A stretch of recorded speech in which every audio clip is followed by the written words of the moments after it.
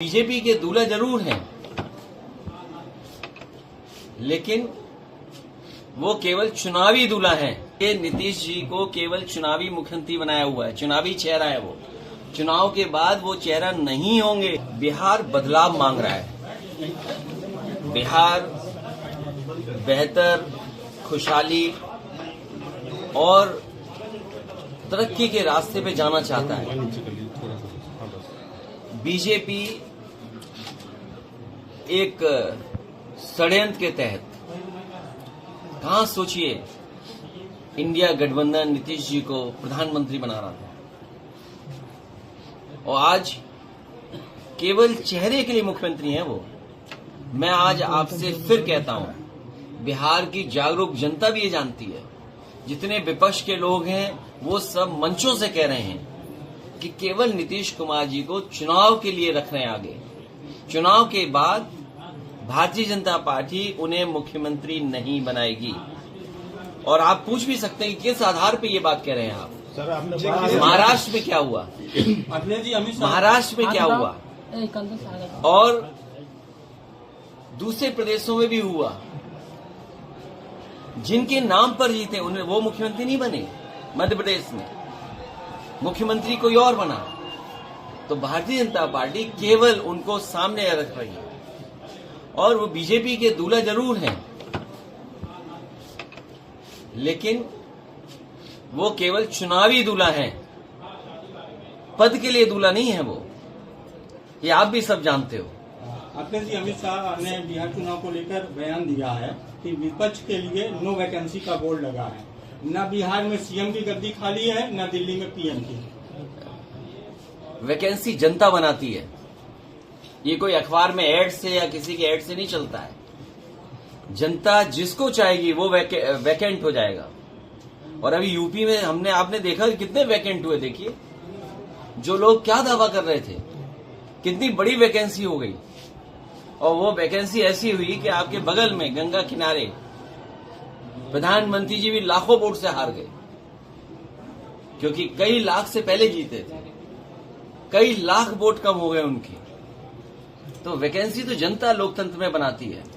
और इस बार जनता इसलिए बनाने के लिए तैयार है क्योंकि 20 साल का कार्यकाल, और जिस तरह से ट्रम्प, अमेरिका जो सबसे ताकतवर है आर्थिक रूप से, वो अमेरिका समय समय पर आईना दिखा रहा है। कल सोचो क्या कहा कि हमारे देश के प्रधानमंत्री किलर हैं, किलर हैं। सोचिए, क्या आप कल्पना कर सकते हैं कि एक अमेरिका आपका मजाक उड़ा रहा हो, जैसे हम ये कहें कैब में किलर लग रहे हैं। इस भावना से वो प्रधानमंत्री को बोल रहे थे। और फिर टैरिफ आपके बनारस में आसपास मुबारकपुर कितना बुनकर सफर कर रहा है। सोचो कितना बुनकर सफर कर रहा है। आपके टैरिफ लग रहे हैं। टैरिफ लगने का मतलब क्या हुआ? आपकी अर्थव्यवस्था चौपट हो रही है। वो अपनी अर्थव्यवस्था को आगे बढ़ा रहे हैं। चीन से समझौता कर रहा अमेरिका। मैंने पढ़ा नहीं क्या बातचीत हुई, क्या समझौते हुए। और जो देश आपकी जमीन छीन रहा है, गाजीपुर में अगर आप जाओ, पूरा आंकड़े निकाल के देखो, 1 इंच की जमीन पर सर फूट जाता है। लोग मर्डर कर देते एक दूसरे का। खेती को लेकर के 1 इंच जमीन इधर उधर हो जाए मेड़ की तो झगड़ा हो जाता है। वो अलग बात है कि अंग्रेज आया, जमीन बांटता चला गया, लेकिन यहीं पर उसकी यादगार है। सर कल और चीन ने हमारी कितनी जमीन कम छीन ली। ये भारत सरकार अभी तक बताने को तैयार नहीं कि हमारी जमीन कितने वर्ग फीट है, कितने स्क्वायर किलोमीटर भारत का हमारा एरिया है। क्या हम सब लोग भारत के एरिया को नहीं जानना चाहते? ये एरिया पे बात नहीं कर रहे हैं। ये डीजल महंगा उस पर बात नहीं कर रहे हैं। बताओ, खाद कहाँ मिल रही है, डीएपी कहाँ मिल रही है? बताइए आप। किसी दुकान में मिल रही है? किसी क्या कारण है कि डीएपी खाद नहीं है? बताइए। किसान लाइन में लगा है। कई जगह जान गई किसानों की, लाइन में गई। धान बताओ क्या खरीद गया। बिहार दूर नहीं है यहाँ से। खाद बताइए, और धान क्या रेट मिल रहा है धान किसान को। जो एक्सप्रेसवे समाजवादियों ने बनाया था, इसके किनारे मंडी बननी थी। हमारे गाजीपुर के किसान खुशहाल हो जाते, मंडी बनती थी, कीमत मिलती है अगर पैदावार की, सब्जियों की, अनाज की। लेकिन मंडी नहीं बनी। जो गांव पखनपुरा, कहाँ गए हमारे विधायक मनु अंसारी, जिस गांव पखनपुरा, नहीं रहने दो मत बुलाओ, उससे आगे नहीं सड़क बड़ी, 1 इंच सड़क बड़ी हो तो बताओ। यही सड़क चली जाती बिहार, वो सोचिए, अभी तो बन रही है। मैंने इसलिए छोड़ दिया था वो 20 किलोमीटर, क्योंकि एनएचआई ये कहता है कि एनओसी नहीं मिलेगा आपको अगर आप एनएचआई के बगल में टोल रोड बनाएंगे तो मुझे उम्मीद थी कि बक्सर से जो सड़क आ रही है वो जुड़ जाएगी, गाजीपुर हाजीपुर हाईवे बन जाएगा। बताओ क्या स्थिति में हम लोग। पूर्वांचल को इसीलिए 2022 का चुनाव प्रचार मैंने गाजीपुर से शुरू किया था, और मैं जानता हूं गाजीपुर की धरती समाजवादियों की धरती है। पुनः हमें उसी मत से, उसी तरीके से, उससे बेहतर जिताएगी, और हम गाजीपुर के लोगों को और यहाँ के नौजवानों को भरोसा दिलाके जा रहे हैं। किसान खेती बाड़ी की तो मदद करेंगे। मैं जब उतर रहा था, ग्राउंड देख रहा था मैं कि कई नौजवान उस पर तैयारी करते होंगे फौज की भर्ती का। मेरे दाईं तरफ जब मैं हेलीकॉप्टर से उतर रहा था, एक ग्राउंड बनाया हुआ है उन्होंने, ऑब्स्टिकल्स लगाए हुए हैं। तो समाजवादियों का मौका मिलेगा और हम लोग लड़ते रहेंगे जब तक फौज की भर्ती पक्की ना हो। अमित शाह कह रहे हैं, राहुल गांधी ने कहा है कि प्रधानमंत्री वोट के लिए मंच पे नाचेंगे। अरे मैंने क्या कहा आपसे?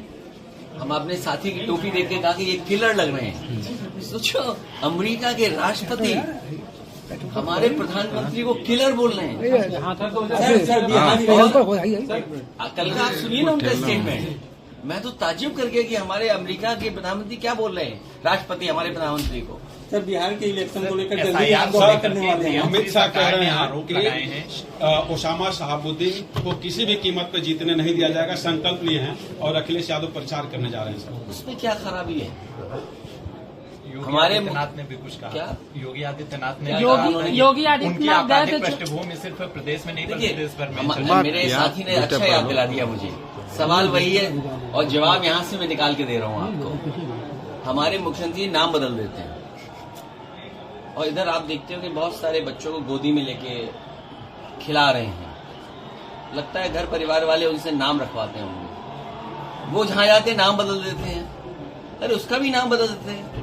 अगर आप उसका नाम बदलते तो उसका नाम क्या होता? शेर सिंह नाम होता। तो योगी होकर के क्या भाषा है? सरकार अपनी उपलब्धि नहीं बता रही है। अमेरिका किस तरीके से दबाव बना रहा है वो नहीं बोल रहे हैं। आपका पूरा बाजार, ये जितने मोबाइल हैं, ये सब असेंबल्ड हैं। किसको धोखा दे रहे हैं ये लोग? किसको धोखा दे रहे हैं बताइए आप। और जिस तरीके से हमारे सरकार के मुख्यमंत्री जी हमें आपको उलझाए हुए इस तरह भाषणों में, आंध्र प्रदेश गूगल का, मेटा का सबसे बड़ा सेंटर बनने जा रहा है। सबसे ज्यादा वहां पे इन्वेस्टमेंट आने जा रहा है। सोचिए, हम और आप क्या देख रहे हैं, क्या बताया जा रहा है हमें और आपको। और सबसे ज्यादा इन्वेस्टमेंट कहाँ आ रहा है? आंध्र प्रदेश में आ रहा है। सबसे ज्यादा इन्वेस्टमेंट तेलंगाना में आ रहा है। सबसे ज्यादा इन्वेस्टमेंट तमिलनाडु में आ रहा है। हमारे मुख्यमंत्री न जाने क्या क्या बता रहे थे कि कौन सा इन्वेस्टमेंट आने जा रहा है। सर, डिम्पल जी राहुल गांधी को लेकर